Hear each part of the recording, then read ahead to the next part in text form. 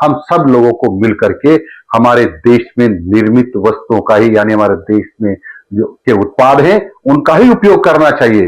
भारत में निर्मित राखियां ही खरीदें ताकि हमारे भाइयों को रोजगार भी मिलेगा, आर्थिक रूप से हमारा देश मजबूत भी होगा। कभी महात्मा गांधी ने स्वदेशी के लिए प्रेरित किया था। हालिया दौर में प्रधानमंत्री मोदी ने मेक इन इंडिया का विजन और मिशन रखा। लोकल के लिए वोकल का नारा तो है ही, पर आदेशों के बिना इस देश में होता क्या है?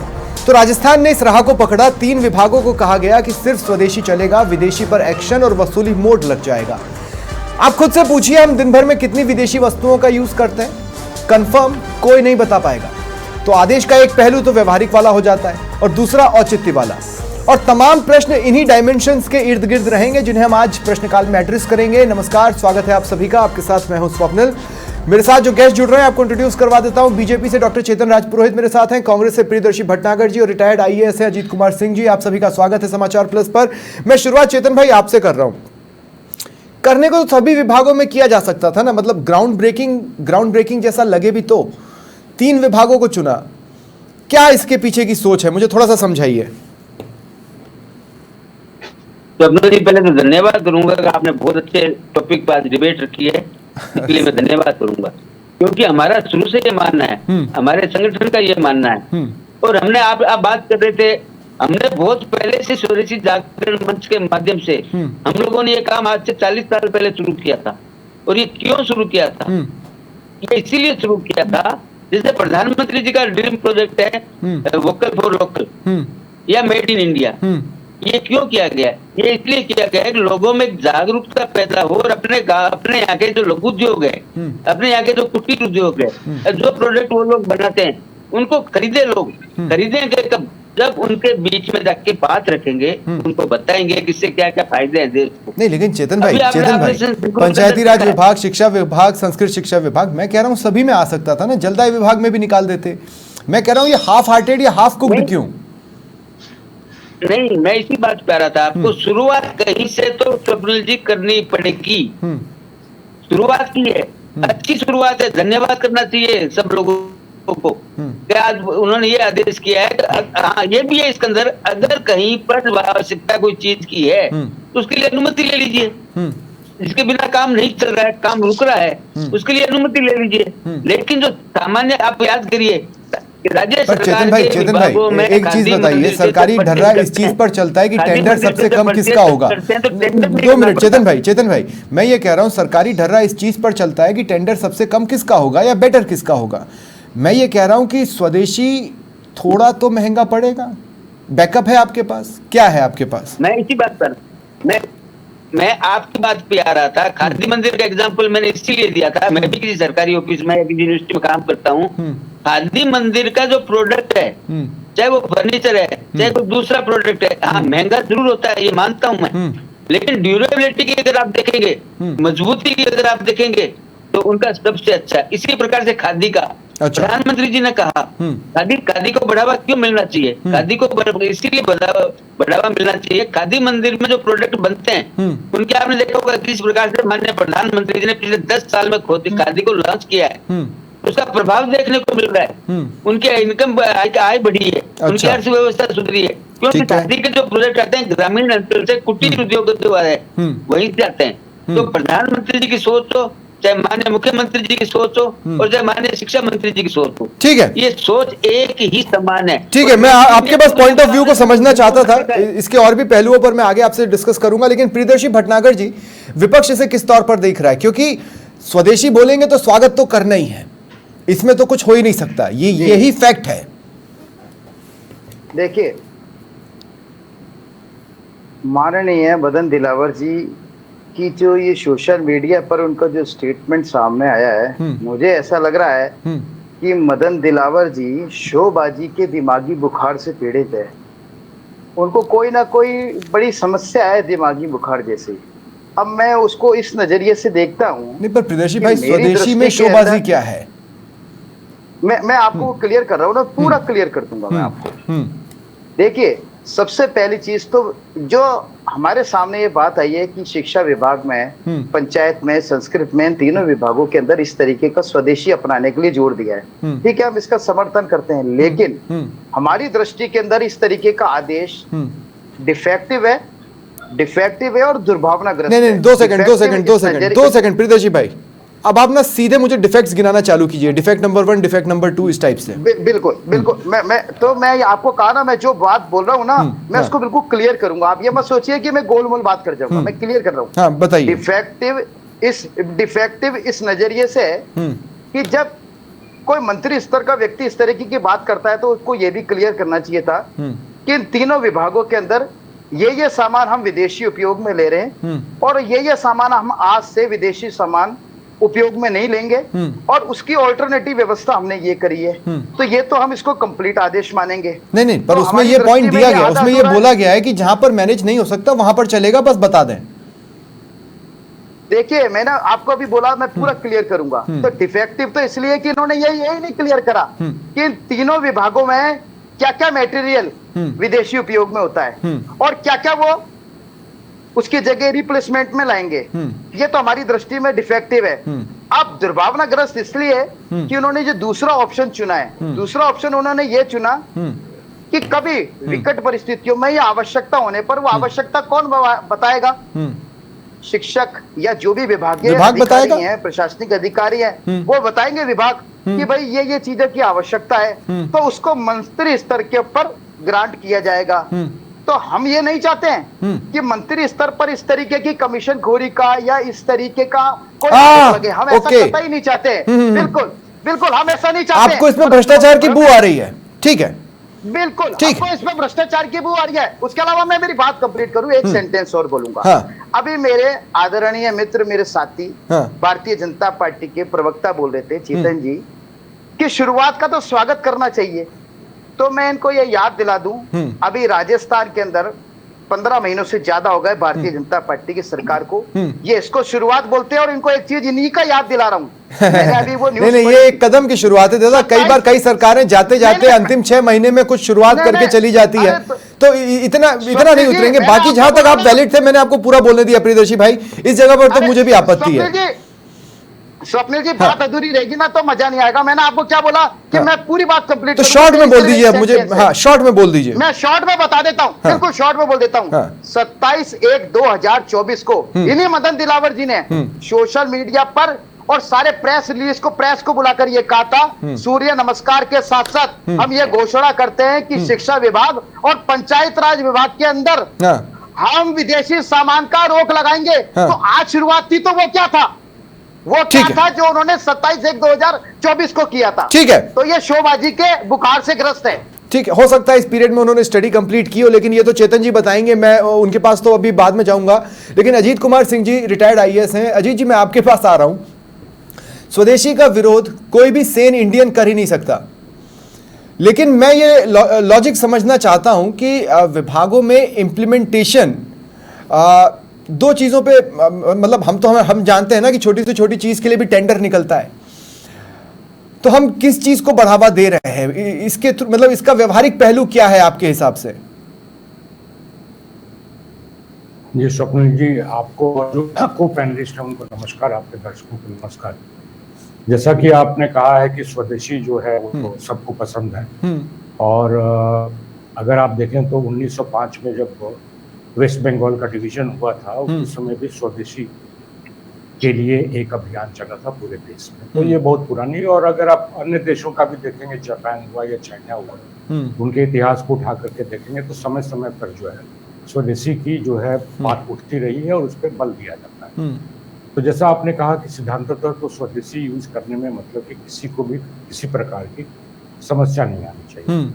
अब बात हो रही थी कि जो हमारे कांग्रेस के प्रवक्ता साहब हैं, उन्होंने कहा था कि मंत्री के लेवल पे फाइलें भेजने या डिसीजन लेने के पीछे जो है मंशा शायद सही नहीं है। तो देखिए, एक जो होता है सरकार जो चलती है उसमें एक लेट डाउन सिस्टम है कि अगर कोई पॉलिसी बनाई हुई है तो उस पॉलिसी से एक्सेप्शन, अगर आप एक्सेप्शन चाहते हैं तो वो जाकर के मंत्री लेवल पे ही या कैबिनेट के लेवल पे डिसीजन होता है। तो इससे इसका कोई नहीं, मतलब कि ये निष्कर्ष नहीं निकालना चाहिए कि चूंकि मंत्री जी की कोई और मंशा है इसलिए मतलब कि इस तरह का एक्सेप्शन जो है मंत्री जी के लेवल पे दिया जाए। तीसरी बात जो है जो एक कि देखिए जो शिक्षा विभाग है और पंचायती राज विभाग और संस्कृत विभाग है, उसमें मैं नहीं सोचता कि उनके बजट का कोई बहुत बड़ा हिस्सा जो है वो ऐसे वस्तुओं के खरीद में या क्रय में जाता होगा जो कि बाहर से मंगाई जाती है। आप देखिए आज सर खरीदा क्या जाता है, मतलब देखिए मुझे लगता है कि आम लोगों को तो ये भी नहीं पता कि शिक्षा विभाग या पंचायती राज विभाग खरीदता क्या है। मतलब मेजें खरीदेगा, फर्नीचर्स खरीदेगा, वो तो इंडियन हो सकता है। बिल्कुल बिल्कुल, जैसे कि मान लीजिए कि स्कूल्स जो है खास करके हायर सेकेंडरी स्कूल्स वगैरह जो है, चूंकि उनके अंडर में कॉलेज शिक्षा तो है नहीं, अब पता नहीं ये कॉलेज शिक्षा पे भी है कि नहीं, लेकिन अगर उसको भी हम मान लेते हैं तो जैसे इंस्ट्रूमेंट होता है, मान लीजिए माइक्रोस्कोप, स्पेक्ट्रोस्कोप है, तो आज से जरूर 20 साल 25 साल पहले जो है या 30 साल पहले ये सारी चीजें जो है भारत में नहीं बनती थी। या हाई एंड मतलब कि मान लीजिए कि आपको कंप्यूटर वगैरह खरीदना है, लेकिन आज की डेट में ये सारी चीजें जो है भारतवर्ष में मिल रही है। तो मुझे नहीं लगता कि बहुत बड़ी लिस्ट होगी इसकी जिसको कि विदेशी सोर्सों से या स्रोतों से खरीदने की आवश्यकता पड़ती। और फिर इसी में तो सर सॉफ्टवेयर लेवल पर जैसे अब कंप्यूटर है तो माइक्रोसॉफ्ट से चलेगा, वो तो लाइसेंसिंग जानी है। ऑपरेटिंग सिस्टम हमने कोशिश तो की थी अपना डेवलप करने की, लेकिन उसमें कोई बहुत तो अब आप उसको नेगलेक्ट तो नहीं कर सकते कि हम बच्चों को कंप्यूटर बिना माइक्रोसॉफ्ट के दे देंगे। बिल्कुल बिल्कुल बिल्कुल सही। टैबलेट जैसे कि मान लीजिए कि कभी कभी स्कीम आती है कि बच्चों को टैबलेट वगैरह देते हैं, तो वो टैबलेट जो है ये जरूर है कि अब तो सैमसंग वगैरह जो है इंडिया में भी बनाने लगे हैं, तो ये जरूर हो सकता है कि मतलब कि ये सारी चीजें जो इंडिया में प्रोड्यूस हो रही है, मैन्युफैक्चर हो रही है, उन्हीं को खरीदा जाए। तो मुझे नहीं लगता कि बहुत बड़ा बजट ऐसा होगा जो कि जिसके लिए जो क्रय किया जा रहा है वो। इसीलिए मैं कह रहा था अजीत सर, आप इस बात से सहमत है कि इसमें कुछ और विभाग जोड़े जा सकते थे या सभी विभाग कवर कर देना था एक बार की, मतलब ग्राउंड ब्रेकिंग जैसा तो लगे। अब बिल्कुल होना चाहिए। देखिए अगर सिद्धांत के रूप में बात कर रहे हैं तो सिद्धांत तो फिर जो कि जैसे कुछ बड़े बड़े और भी डिपार्टमेंट्स हैं जिसमें कि ज्यादा बजट होता है, खास करके प्रोक्योरमेंट का बजट जो होता है, उसमें भी इसको अपनाया जा सकता है और मेरे हिसाब से इसे अपनाना चाहिए, इसमें कोई गलती नहीं। ठीक है अजीत जी, मैं आगे आपके पास आता हूं। चेतन भाई मैं फिर आपसे देखिए, कांग्रेस को अंदेशा है कि एक बैकडोर एक बैक चैनल बनाया जा रहा है जिससे आगे पैसों की गंगा बहेगी, और कांग्रेस का ये अंदेशा सरकार चाहे किसी की भी हो, आम लोगों को तो यही अंदेशा होता है। आप मेरी बात समझिएगा, मतलब कांग्रेस हो या बीजेपी हो, आम लोग तो यही मान के चलते हैं कि बैकडोर से एक चैनल बनाया जा रहा है जिससे जनप्रतिनिधि पैसे कमा सकें या विभाग पैसे कमा सके। अब हम विभाग के लोगों को क्या कह रहे हैं, अगर आपकी किसी से दुश्मनी है तो आप उस आइटम के अंदर घुसो और देखो कि उसमें कहीं ये स्क्रू वगैरह तो विदेशी नहीं है और उसी पे लपेट दो। स्वप्न जी, सोते हुए को जगाया जा सकता है, लेकिन तो जागता हुआ सोते हुए बंदे की एक्टिंग करता है उसको नहीं जगाया जा सकता। अच्छा, हमारे कांग्रेस के मित्र स्वागत भी कर रहे हैं लेकिन एक बट भी लगा रहे हैं। लेकिन एक बात मैं आपको कहना चाहता हूँ कि जो काम मदन दिलावर जी ने 3 विभागों में जो किया है, इसमें जैसे अभी हमारे साहब बता रहे थे अजीत सिंह जी, स्कूल के अंदर 12वीं तक लेबोरेटरी और कंप्यूटर सेंटर, आजकल आपको पता है डिजिटल क्लासरूम का भी प्रचलन हो गया है स्कूलों तक में। मैं तो यूनिवर्सिटी में हूँ, हम लोगों के केमिकल है, ग्लासवेयर है, इक्विपमेंट है ये लेकिन अब मेक इन इंडिया के माध्यम से पिछले 10-11 साल में भारत में जो प्रोडक्शन शुरू हो चुका है उनको तो अपन भारत का लेना चाहिए या नहीं लेना चाहिए, पहली बात सर। लेकिन दूसरी बात चेतन भाई मैं आपसे ये कह रहा हूँ कि अभी जिस तरह से चीजें हैं, सुनिए चेतन भाई, मैं आपसे ये कह रहा हूँ अभी जिस तरह से चीजें हैं, आदमी 1 रुपए भी बचाना चाहता है और अगर उसे किसी चीज में 1 रुपए भी कम पड़ता है तो वो ले लेता है। अब हर कोई आप सोचिए, आप ये सोचिए कि अगर किसी आइटम में मेरे 2 रुपए बच रहे हैं तो क्यों बच रहे हैं? हर कोई पतंजलि मोड पे तो चल नहीं रहा है ना। जिस प्रकार से रक्षाबंधन का आज उदाहरण दिया था मदन जी ने, जिस प्रकार से छोटी छोटी चीजों में विदेशी आइटम अपने घरों के अंदर घुसे हैं और अपना किसान, अपना प्रजापति भाई, अपना लोहार, अपने जो आर्मी प्रोडक्ट गांवों में बना रहे हैं, स्कूलों में जो स्कूल है गांवों में लोकेटेड है, छोटा बजट आता है स्वप्निल जी, 10,000 रुपए, 20,000 रुपए, 50,000 रुपए, उनसे अगर वो गांव के पास बना हुआ प्रोडक्ट खरीदता है जो स्कूल के अंदर काम आ सकता है, तो क्या नहीं होना चाहिए? अरे नहीं, काम ग्रामीण अर्थव्यवस्था लेकिन चेतन भाई हमने क्या क्या बढ़ाया? क्या हमने हर प्रकार की इंडस्ट्री डाल ली? जैसे मान लीजिए कि स्कूल को स्पोर्ट्स के आइटम्स खरीदने हैं, टेबल टेनिस का खरीदना है, तो वो स्टैक की टेबल मंगाएंगे। स्टैक की टेबल इंडिया में नहीं बनती, हो सकता है उसके मैन्युफैक्चरिंग यूनिट इंडिया में हो, लेकिन वो कंपनी तो इधर की नहीं है। बैडमिंटन योनेक्स देखेगा, वो कंपनी तो इधर की नहीं है। मैं एक बात पूछ रहा हूँ आपसे, मैं बताता हूँ आपको, हर प्रोडक्ट भारत में बनना शुरू हो गया है। मैं खुद यूनिवर्सिटी के अंदर हूँ। नहीं तो आप इस बात को क्लियर करो ना कि विदेशी आइटम अगर उसकी फैक्ट्री इंडिया में लगी हुई है तो हम उसको खरीद सकते हैं, ऐसा कुछ है क्या? नहीं नहीं नहीं नहीं नहीं नहीं नहीं नहीं, जो प्रोडक्ट अपने कुटीर उद्योग बनाते हैं, अपने एमएसएमई बना रही है, स्टार्टअप के माध्यम से नए उद्योग शुरू हुए हैं। और अभी आपने सबसे बड़ा उदाहरण आपने देखा ऑपरेशन सिंदूर में, जिस प्रकार से मेक इन इंडिया प्रोडक्ट ने जो काम किया ऑपरेशन सिंदूर में, विदेशों से ऑर्डर आने लग गए हैं, क्योंकि प्रधानमंत्री जी ने शपथ लेते ही पहले कहा था कि विदेशी निर्भरता कम करनी है। चाहे डिफेंस सेक्टर हो, चाहे हेल्थ सेक्टर हो, चाहे कोई भी सेक्टर हो, हर सेक्टर में अपन को। चेतन भाई मैं तंज नहीं कस रहा हूँ, मैं तंज नहीं कस रहा हूँ, लेकिन एक छोटा सा एक कमेंट मेरा करने का मूड हो रहा है, आप इसको अन्यथा मत लीजिएगा, आप इसे मजाक में लीजिएगा। मैं कह रहा हूँ कि ट्रम्प के टैरिफ के बारे में आपको शायद आइडिया था, इसीलिए आपने आज ही ये सुर्खियां बनवा दी। आज भारत जिस प्रकार से अमेरिका से बात कर रहा है, ये पिछले 70 साल में कभी देखा सुनील जी आपने? माफ कीजिएगा, आंख डाल के बात कर रहा है। ठीक है, क्यों कर रहा है? भारत पिछले 11 साल में आत्मनिर्भरता की ओर बढ़ा है। ठीक है चेतन भाई, अब मैं प्रियदर्शी भटनागर जी के पास जा रहा हूँ। प्रियदर्शी भटनागर जी, देखिए अगर भ्रष्टाचार ही सूंघना है तो वो तो मैं हर चीज में सूंघ सकता हूँ। आप विश्वास मानिए, मैं अभी तेलंगाना में भी 4 घटनाएं ऐसी बता सकता हूं जिसमें मैं भ्रष्टाचार सूंघ लूंगा, हिमाचल में भी बता सकता हूं, मध्य प्रदेश में भी बता सकता हूं, छत्तीसगढ़ में भी बता सकता हूं। मैं ये कह रहा हूं कि स्कूल, पंचायती राज में क्या भ्रष्टाचार के मामले नहीं है? शिक्षा विभाग में क्या भ्रष्टाचार के मामले नहीं है? छोटे मोटे सामान की खरीदी में क्या भ्रष्टाचार बहुत बड़ा हो जाएगा? मुझे ये समझाइए आप, या कोई चेन आपने देखी हुई हो या एक्सपीरियंस हो तो बात अलग है। बिल्कुल, देखिए 27/1/2024 का मैंने दैनिक भास्कर का आज आपका डिबेट का टॉपिक आने के बाद में एक लेख पढ़ा था, उसके अंदर पूरा डेटा था। अब मैं जो पढ़ा है वो बता रहा हूं। उसमें ये था कि 21.1 बिलियन डॉलर का पंचायती राज विभाग का और शिक्षा विभाग का मटेरियल चीन से आता है, आयात होता है, इतनी बड़ी राशि है। ठीक है, इसलिए भ्रष्टाचार के आरोप लग रहे हैं। दूसरी चीज मैंने ये कहा, हम ये नहीं चाहते कि आरोप लगे, हम तो चाह रहे हैं कि ये जो भ्रम पैदा ही नहीं हो। इसलिए मदन दिलावर जी को बिल्कुल नीट एंड क्लीन पारदर्शी रूप से बताना चाहिए था कि हमने ये रिप्लेसमेंट किया है, हमने ये मटेरियल हम रोक रहे हैं। नहीं, हम ये नहीं, दो सेकंड प्रियदर्शी भाई, अगर किसी ने भला सोच लिया, मान लीजिए किसी ने भला सोच लिया, मैं ये सवाल चेतन जी से नहीं ले पाया, लेकिन मैं आपसे पूछ रहा हूं। ये भला नहीं है। नहीं सुनिए तो सही, अरे नहीं, मेरा सवाल इसके आगे है। मैं ये कह रहा हूं कि किसी अधिकारी ने सोचा कि चलिए 5 पैसे में बचाता हूं विभाग के, और उसने कोई फैसला ले लिया। अब विभाग कह रहा है कि नहीं हम तुमसे वसूलेंगे। अच्छा, तुमसे कितना वसूलेंगे? इस पोर्शन पे आपको कोई आपत्ति नहीं है?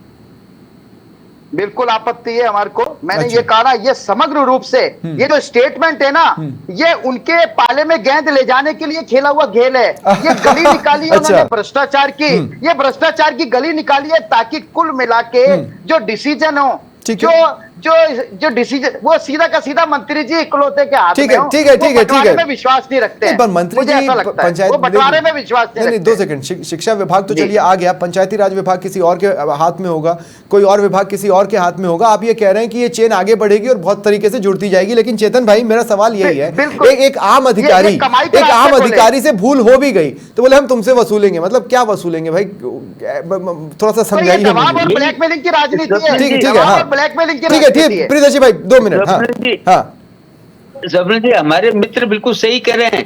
इनका 5 साल का यही तो अनुभव था, यही तो इन्होंने किया था। अच्छा। अभी हमारे मित्र हम कह तो रहे थे ऐसे आदेश निकालते नहीं हैं। वही तो रोक लगा रहे हैं। आप धन्यवाद करिए, आभार प्रकट करिए मदन जी का और सरकार का। हम रोक लगा रहे हैं चाइना के आइटम पर, हम रोक रहे हैं विदेशी वस्तुओं को खरीदने में। आप अभी कह रहे थे ना इतना खरीदते हैं, हम तो रोकने के लिए ऑर्डर किए हैं। कौन से सामान पे रोक लगाई है? एक minute, 2 second, 2 second, 2 second, 2 second, 2 second, नहीं नहीं नहीं, 2 सेकंड, 2 सेकंड, 2 सेकंड, 2 सेकंड, मैं आप सबको रोक रहा हूँ, मैं आप सबको रोक रहा हूँ, मैं आप सबको रोक रहा हूँ, मैं आप सबको रोक रहा हूँ, बस 2 मिनट रुक जाइए प्लीज, 2 मिनट रुक जाइए। अजीत कुमार सिंह जी, मैं आपके पास आ रहा हूँ। एक चीज मिसिंग है, प्रियदर्शी भाई प्लीज, प्रियदर्शी भाई प्लीज, चेतन भाई प्लीज 2 मिनट रुकिए। अजीत सर, मैं आपके पास आ रहा हूँ। अजीत जी, मैं आपसे कह रहा हूँ, मुझे लगा कि ये हाफ हार्टेड है, ये हाफ कुक्ड है, क्योंकि मुझे लगा कि और भी विभाग थे जो इसमें शामिल किए जा सकते थे। लेकिन मसला ये है कि अब तो मैं डबल इंजन भी देखता हूँ ना, हमको तो यही सिखाया गया कि आप डबल इंजन, ट्रिपल इंजन देखो। तो मैं ये कह रहा हूँ कि ये तो सेंट्रल लेवल पर भी कुछ हो सकता था, कहीं से तो शुरुआत होनी थी के सेंस में। तो मुझे ये इंग्रेडिएंट भी मिसिंग लगता है। तो ये बात सही है कि कहीं ये सिर्फ शोशा या शोबाजी होकर न रह जाए, ये डर वाजिब है।